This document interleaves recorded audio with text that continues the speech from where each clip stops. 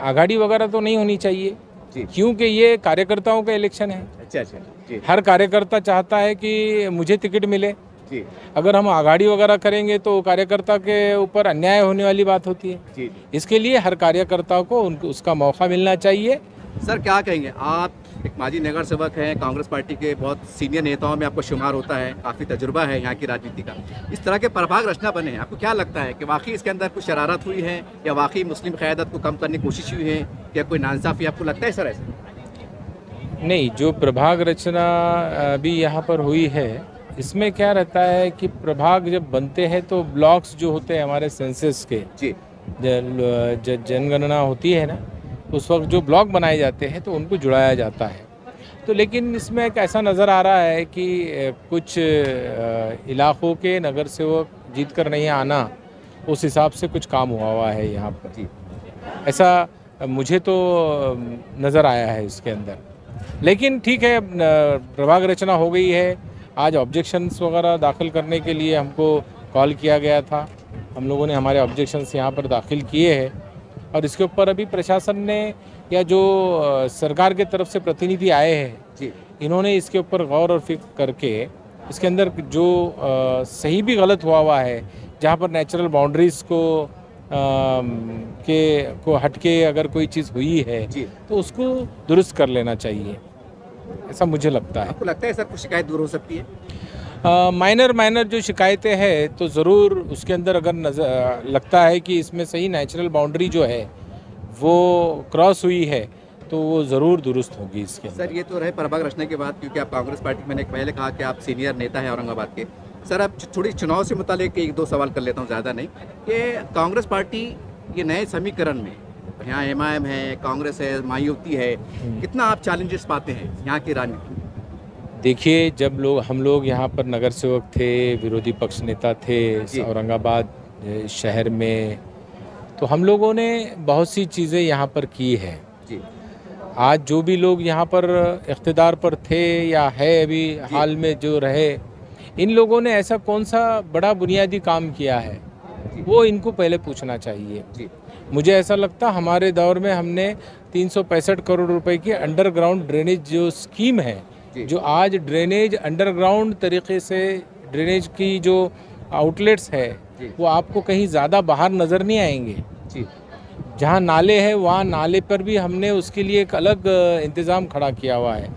तो ये 365 करोड़ रुपए की जो योजना थी, उस वक्त देश में कांग्रेस आघाड़ी की सरकार थी और इस रियासत में कांग्रेस आघाड़ी की सरकार थी।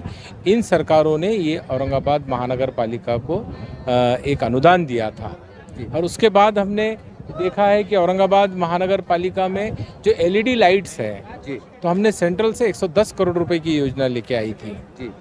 तो ऐसे मुख्तलिफ जो बुनियादी सहूलतों वाली योजनाएं हैं, क्योंकि ड्रेनेज का मसला बहुत गंभीर समस्या थी उस वक्त। हर 8 दिन में 10 दिन में ड्रेनेज चोकअप और फिर तमाम उसके वजह से बीमारियां, ये सब चीज़ें हमने उस वक्त देखी और यहाँ से हमने वो प्रपोज़ल भेजकर मंजूर करने का काम किया। तो आज के जो लोग हैं इन्होंने ये ऐसे कौन से बुनियादी काम किए हुए हैं, ये इन लोगों ने आम जनता को बताना चाहिए।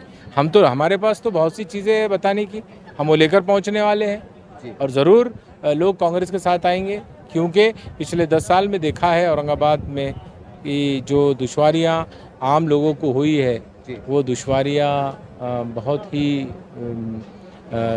मुसीबत का सबब बनी है। तो ये सब चीज़ें हैं और जनता बखूबी जानती है किसको लाना और किसको नहीं लाना। यानी हम कह सकते हैं आपके नज़रिए से कि कांग्रेस के फिर अच्छे दिन आने वाले हैं? कांग्रेस पार्टी के ही अच्छे दिन आएंगे, क्योंकि राहुल गांधी जैसी एक शख्सियत इस मुल्क में अकेली वाहिद शख्सियत है जो आज की जो मौजूदा भारतीय जनता पार्टी की सरकार है और उनके जो भी लोग हैं उनसे डटकर लड़ रही है। मुझे और बताइए ना, दूसरी कौन सी पार्टियों के नेता ऐसा लड़ रहे हैं? वो अपना घर नहीं देख रहे, वो भूख नहीं देख रहे, वो प्यास नहीं देख रहे।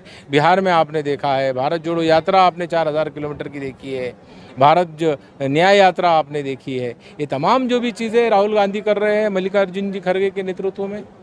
सर एक आखिरी सवाल ले लेता हूँ, क्योंकि हमारा प्रभाग रचना पे आज बातचीत थी, लेकिन एक सवाल पे सवाल खड़े हो जा रहे हैं मैंने एमआईएम के प्रवक्ता से आरिफ हुसैन साहब से बात किया था और उनसे कहा था कि महाविकास आघाड़ी से आप भी सेकुलर कहते हैं, वो भी सेकुलर कहते हैं, क्या गठबंधन हो सकता है, कि दरवाजे खुले हैं, कि बातचीत चालू है। तो उन्होंने कहा था कि भाई हम बिल्कुल तैयार हैं, लेकिन पहल भी होना चाहिए। तो यहाँ के समीकरण में, क्योंकि हम यहीं एमआईएम का एक वर्चस्व कह सकते हैं, माजी खासदार है, माजी आमदार है, 26 नगर सेवक है, क्या हो सकता है यहाँ गठबंधन कुछ हो जाए?